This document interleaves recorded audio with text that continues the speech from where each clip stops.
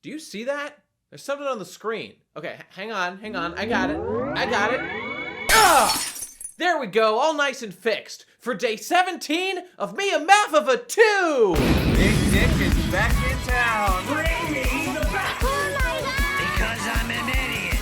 Hey everybody, I've got a short little story for you today. I think you might enjoy it. After yesterday's Japanese lesson, I was doing a bunch of reading of a little series I enjoy known as One Piece. And most people don't know this, but it was actually originally written in Japanese. Let me tell you about why I don't just love One Piece. I love the medium of manga. Let me tell you about it. So I was hanging out in the Pod D Cast Discord, the Pod D Iscord, and for one reason or another, I found myself rereading a bunch of old chapters, specifically in the Alabasta arc, more specifically, Chapter 160. Now, as one does, I was reading it on one of the free, ripped, shitty scan websites that's available online. I think it was Manga Reader, and I had an interesting experience. Because Chapter 160 is where we meet the rest of the Baroque work executives who we had not yet met. Which, I mean, I don't need to tell you, but like, is such a great fucking chapter. There's so much rich character embedded into this little scene of the meetup of the executives in the Spider's Cafe. Oh, it's so mysterious and feels like such a great build-up for the rest of the arc. Remember, Alabasta was very much like a secret agent sort of story where nobody knew that Crocodile and Baroque Works were doing shit behind the scenes, but let's not get into it. Anyway, we meet a bunch of the executives we hadn't met yet. Mr. 4 and Miss Merry Christmas show up, and then it's the dramatic entrance of Mr. 1. Now, he's pissed because Mr. 2, Bon Clay, our boy, his team was out doing weird Okama poses in the desert, and so he throws them into the building and is pretty pissed about it. Him and Mr. 2 have a little fight, and then in the middle of that fight, that's when it happens. Stick with me here, but there's one panel about this fight that I really wanted to discuss, and it is this one right here. Now, at this point, we already know that Bon Clay has shape-shifting devil fruit powers, but we don't know about any of the other Baroque work executives that have gathered here. Least of which being Mr. 1, who, we know, being the top executive under Mr. 0, Crocodile, obviously we're going to be pretty interested in what his power is going to be. This is classic shonen shit, and Oda does his damnedest to tease us. But let's take a look right here. So, as I was reading this on Manga Reader or whatever, as you can see, the panel in question has Mr. 1's hand with an empty speech bubble next to it. Now, when I saw that, I thought to myself, that can't be how this was in the original version. People don't make empty speech bubbles unless there's some kind of like joke going on. And this being a terrible, shitty scanlation, I thought, I need to get to the bottom of this. Because as soon as I saw this panel, I thought to myself, you know, I think Oda is doing something here. Now, this whole section is teasing lots of the powers of these Baroque Works executives that we just met and are super curious about. You know what it's like, people. You read manga. Oda already does a great job of making us curious as to what Mr. 1's abilities might be with this panel directly above ours. As you can see, he weirdly slips through this hole in the wall here as he's thrown through it by Mr. 2, Bon Clay, and Miss Merry Christmas over here specifically comments on like, huh? Did he slip through the wall? What does that mean? Because obviously this doesn't look like the way a normal person would break through a wall, with like a perfect circle cut around them. Now, ladies and gentlemen, before we continue, allow me just briefly to give you the history of devil fruits in One Piece. In case you're unaware, lots of devil fruits are named after Japanese onomatopoeias. An onomatopoeia is like the sound that some phenomenon makes. If you've read Kaiji, the zawa zawa zawa in the background, that's one of these onomatopoeias. It's very much a manga-centric thing and is sometimes replicated in anime, as you can see in the Kaiji anime. I'll get to the point, I promise, but just so you understand what I'm talking about, consider Pikachu. Not the detective. What does the name Pikachu mean? Do you know why Pikachu is named Pikachu? And by the way, many Pokemon get a name translation when their Japanese version is ported to America. Insert some example here. However, Pikachu is not one of these. The name Pikachu is comprised of two of these onomatopoeias I'm talking about. Now, we all know that Pikachu is the electric mouse Pokemon, right? Well, why the name Pikachu? So the Pika at the beginning of his name, did you know, is one of these onomatopoeias. In this case, the Pika Pika Pika sound effect is the onomatopoeia for sparkling or shining, and as you may know, there is a devil fruit in One Piece known as the Pika Pika no Mi, the light devil fruit, eaten by Admiral Kizaru. The second part of his name, Chew, is the sound effect that mice make in Japanese media. You know how barks go woof woof? Well, in Japan, dogs make the sound effect wan, wan. I know it's weird, W-A-N, wan. But that's just how it is in Japan. And in Japan, mice don't go squeak, squeak. They go Chew. So when you put Pika in front of Chew, you get Sparkly Mouse, the Electric Mouse, Pikachu.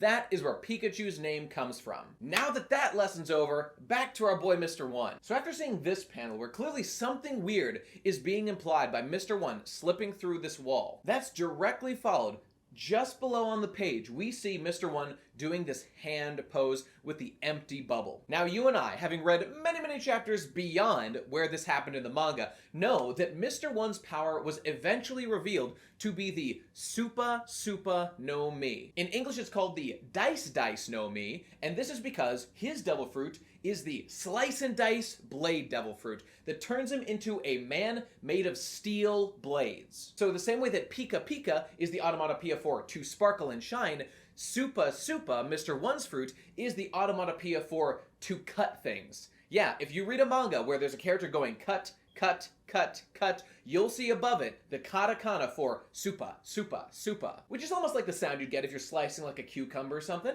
It's pretty cool. So knowing that he ate the Supa no fruit, and knowing that these onomatopoeias are sound effects that are used in Japanese media, specifically manga, I thought to myself, this empty bubble right here, I bet I know what was in it originally. I guessed that the word Supa was in this speech bubble. Check it out, here's me talking about it in the pod Discord before I found out. So what I did was, I went and downloaded a different English scanlation to compare it to, and the original Japanese. Now just for fun, why don't we take a look at that other English translation first in this colored manga. Apparently these translations are from something called Binky Land, which I am unfamiliar with, but whatever. It's kind of hard to find old scans of early One Piece anyway, and I wasn't paying Viz Media for them. The way that Binky here translated it was swap. In this little speech bubble, the sound effect of activating his blade power that we can't quite tell what's going on is swap. And remember, in English, his devil fruit is called the Dice no Mi. So in English, the sound effect does kind of match the sort of sound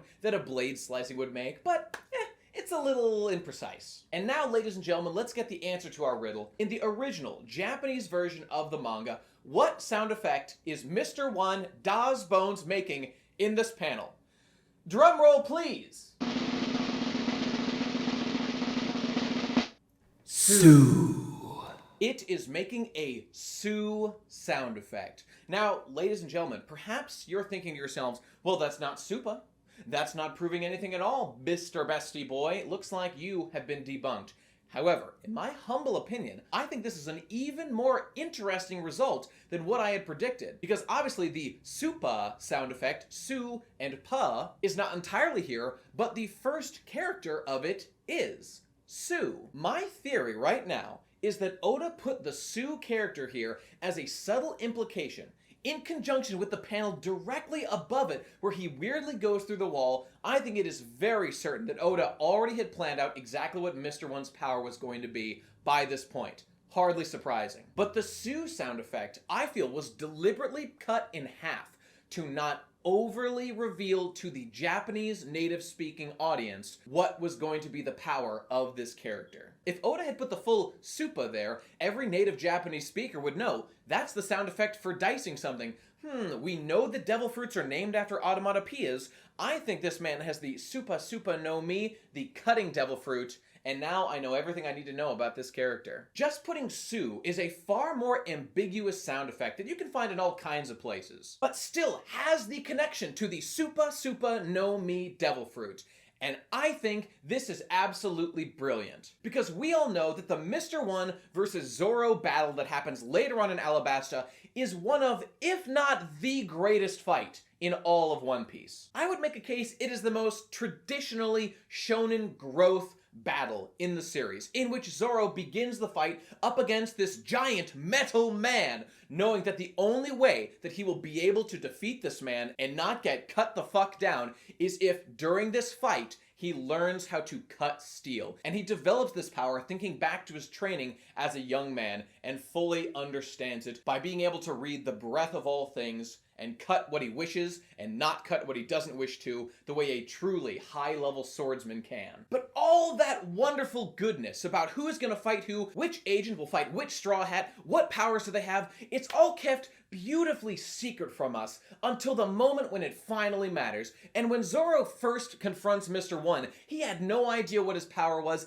and neither did we. Getting to theorize and then have it revealed to us in the beginning of their battle so much later made that event so much more satisfying. And in retrospect, looking back at just one of the many ways that Oda was able to foreshadow what was going to happen in that fight in this one little text box with the other hints around it on the page, I think is just absolutely fucking genius.